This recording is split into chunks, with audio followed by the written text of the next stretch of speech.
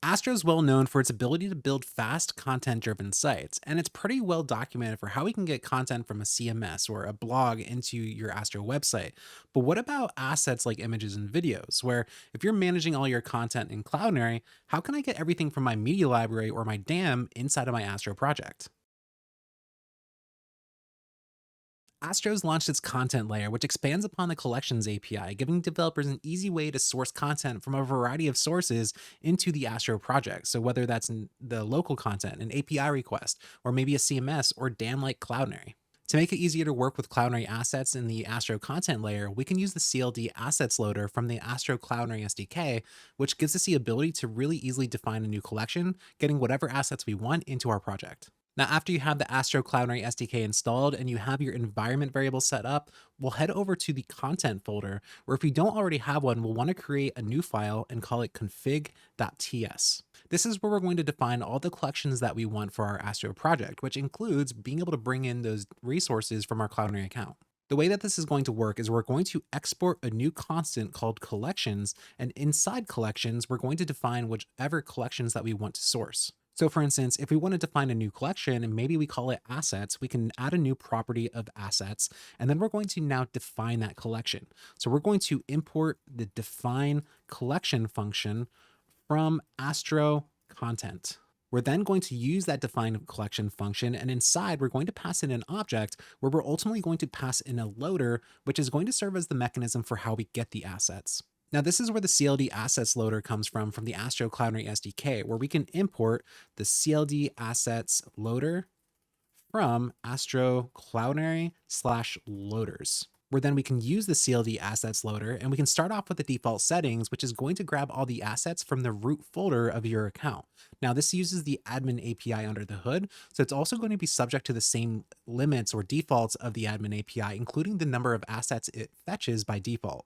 Now, heading over to a page or an Astro component for where we want to actually access this content, we can now start to import the get collection function from Astro content. We'll then use this function where we'll say constant assets is equal to await get collection, where we can pass in that collection name, which we used assets. Now, just to kind of see how this works and make sure that it is working, let's go ahead and console log out our assets, where if we try to load our page inside of the browser, we can now see that we're going to see a console log with all those assets. Let me expand this a little bit, where we can see all of the data that's coming from that collection, including all of the assets that we requested from our account. Now, we can use this data just like any other content to display these images on our page, where if I take my assets now and I loop through them, where I can map through each asset, and inside I can specify that I want to return an image, where the source for this image can be asset.data.secure URL. While the images are way larger than I probably want them to be, we can see that they all start to show up on the page. Now, I went ahead and added a little bit of HTML and CSS so that they can show up a little bit more clearly inside of the page. But now we can see that all of our assets are displaying just like we want. Now, because we're using the admin resources endpoint behind the scenes, we have a lot of options for how we can actually customize the data that we're getting, including being able to add things like context or the moderation status or metadata, really depending on what kind of information that you want from your assets. So for instance, if I wanted to instead pull all my sneakers, I can specify a new configuration object where I can say I want my folder to come from e-commerce sneakers. And we can see that just like that, all my sneakers were loaded in. But because we're now using Cloudinary to source those assets, we can take this a step further where we can start to use Cloudinary transformations, where in addition to the loader, we can use the CldImage component where we have access to all those transformations. So we can import CldImage, and this one's going to come straight from Astro Cloudinary, where down where I'm looping through my images, I can start off by changing the image tag to CldImage. I'm going to then want to change the source to the public ID. And to make sure that I'm loading this image optimally, I also want to add the width, which I can grab the width from the resource response. I can actually grab the height as well. And then I want to specify an alt. And I don't have this currently saved in my contextual metadata, but it's a great opportunity to make sure you have all of your alt tags saved within your Cloudinary account so you can programmatically access that. Now, if we open up the page again, nothing really looks different at this point, but if we open up one of these images in a new tab, we can see that we have our F-auto and Q-auto, meaning we're going to get the most efficient format based on the browser and device, and it's going to automatically compress it without distorting the visual quality. Now we can even add responsive sizing on here. So if I add the sizes attribute, and if maybe I'm always delivering it in a 4-column grid, I can specify 25 viewport width.